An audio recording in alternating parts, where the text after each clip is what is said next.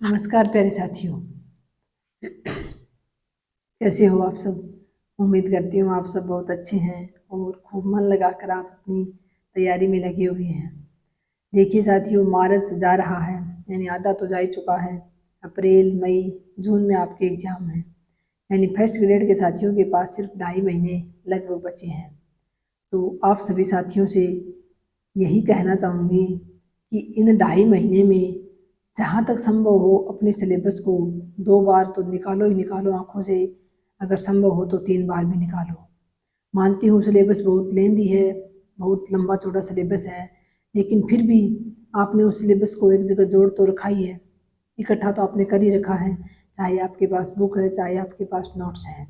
तो जो चीज़ आपने बहुत अच्छे से तैयार की है, जैसे हिंदी साहित्य का इतिहास है, व्याकरण है, या फिर शिक्षण विधियाँ हैं, जैसे सेकंड ग्रेड में है शिक्षण विधियाँ, तो या फिर फर्स्ट ग्रेड में जैसे स्नातकोत्तर सत्र वाले जो मनोविश्लेषणवाद और जो भी टॉपिक हैं,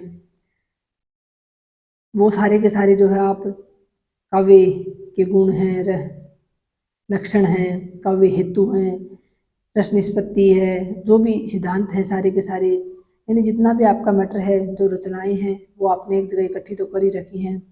अब इन बचे हुए समय में आप जितना ज़्यादा हो सके रिवीजन कीजिए। अगर कोई टेस्ट सीरीज ज्वाइन कर रखी है तो अच्छी बात है, टेस्ट में नंबर कम बनते हैं तो ध्यान रखिए कि कहाँ कमी रह रही है, उस कमी को ढूंढने की कोशिश कीजिए।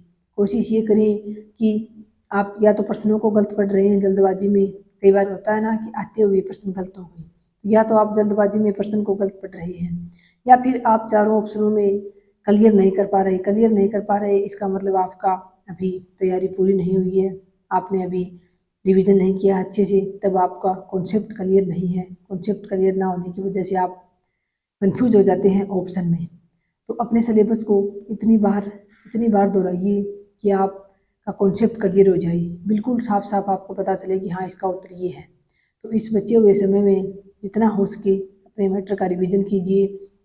फर्स्ट पेपर में भी जैसे हिस्ट्री है, राजस्थान की ज्योग्राफी है, साइकोलॉजी है, मैनेजमेंट है, उनके टॉपिकों को बहुत अधिक बार दोहराइए। हो सकता है मैथ वगैरह में, रीजनिंग वगैरह में आप इतना अभ्यास ना कर पाओ, तो बाकी के जो ज़्यादा नंबरों वाले जो टॉपिक हैं उनको आप बहुत बार अच्छी प्रकार से दोहराइए। उनको हमेशा कॉपी रखिए साथ में, रफ कॉपी और पेन, जो भी आपको हार्ड लगे उसको आप लिख कर दोहराइए, लिख कर याद कीजिए, लेकिन रिवीजन बहुत ज़्यादा कीजिए, तब जाकर आप सफल हो पाएंगे।